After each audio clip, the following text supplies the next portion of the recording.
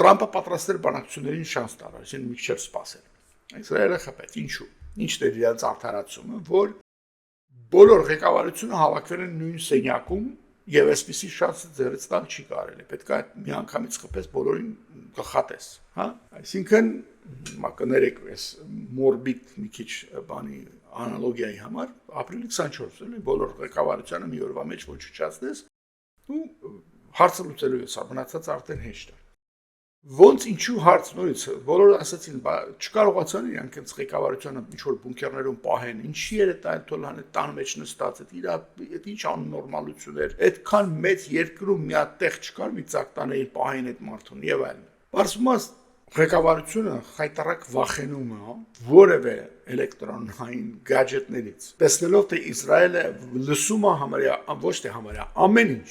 բոլոր հեռախոսները, բոլոր ունեցած pager-ներ, major-ներ վախենում են ամեն ինչից։ Եվ որպեսզի վերջապես կոնսենսուսի գան թե բանակցությունների մեջ ինչին համաձայնվեն, ինչին չհամաձայնվեն, դեռ համաձայնեցին վերջ, պետք է կատարվի արդեն։ Եվ ընդհանրապես ինչ ստրատեգիա լինի, պետք է ուզես մի սենյակ նստես իրար հետ խոսաս, հա, ասենց ասած։ Իրանք ուղղակի չէին պատկերացնում, որ Իսրայելը ոչ թե իրանց հեռախոսներն ու չգիտեմ ինչերն է լսում ու հետևում։ Իրանց մեջի մարդիկ են հենց աշխատում Իսրայելի հետախուզության համար։